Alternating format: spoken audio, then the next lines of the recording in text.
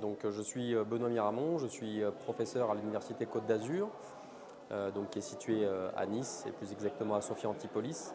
Et donc j'étais porteur du projet PRCI Soma, qui a fait suite à un projet précédent financé également par l'ANR et le FNS, donc un projet ubercurien qui ne portait pas le même nom mais qui était, on va dire, les prémices de ce projet Soma.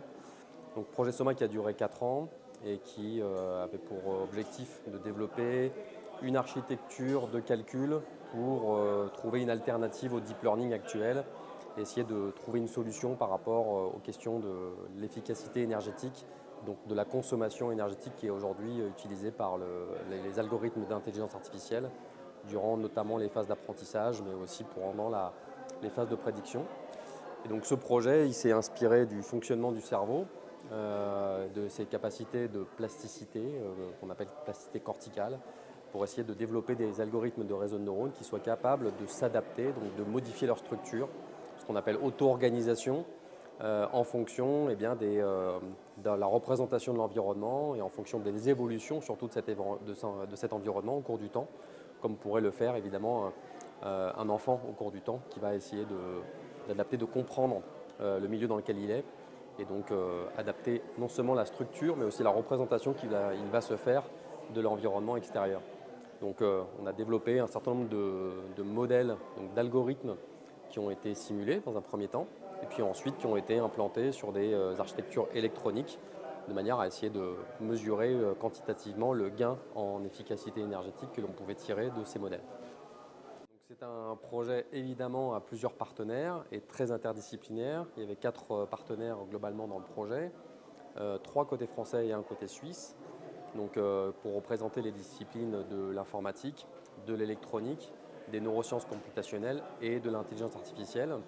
Donc, le partenaire côté suisse, c'est l'HESSO, qui est situé à Genève, donc avec mon collègue le professeur Andrés Upegui, qui avait pour objectif justement dans le projet, une fois les modèles et les algorithmes qui avaient été développés, de concevoir une architecture électronique qui soit capable de supporter cette modularité, cette forme de flexibilité du réseau.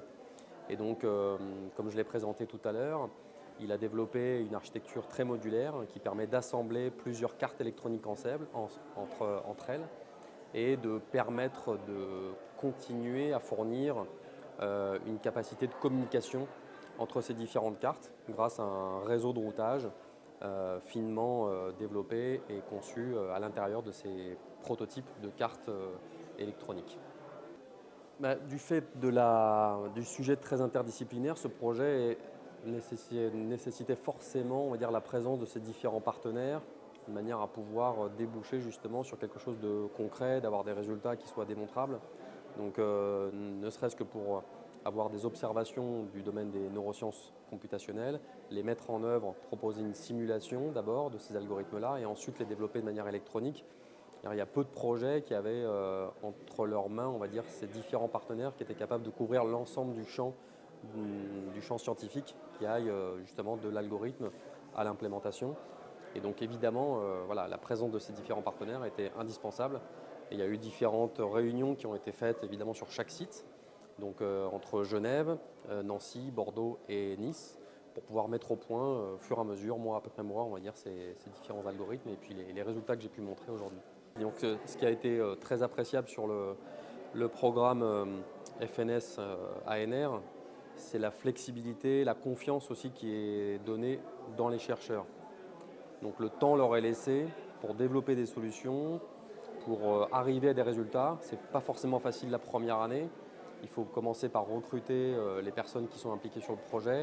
Il faut commencer par se connaître. Donc généralement, les premiers résultats n'arrivent pas tout de suite. Et ça, j'ai trouvé vraiment très appréciable le fait que dans ce type de programme, on laisse la confiance aux chercheurs et finalement les choses finissent par arriver, mais évidemment pas tout de suite. De ne pas désespérer, on va dire, dans le fait d'avoir un refus, peut-être la première année. La preuve en est, c'est que Soma a été refusé 2 fois, la première fois en tant que projet PHC, donc projet ubercurien. Donc je pense que ce refus, d'une certaine manière, ça a été une manière de mieux construire les bases d'un projet plus ambitieux, comme celui qui a été financé par le programme PRCI. Donc il faut laisser le temps aussi que la mayonnaise prenne entre les différents partenaires, de mieux se connaître. Donc Bon, encore une fois, la recherche, c'est un temps long. Donc le fait d'avoir un refus la première fois, la preuve en est, en tout cas avec ce projet-là, c'est pas une fin en soi, c'est pas la fin de l'histoire, c'est peut-être même le début en fait pour justement mieux construire les bases.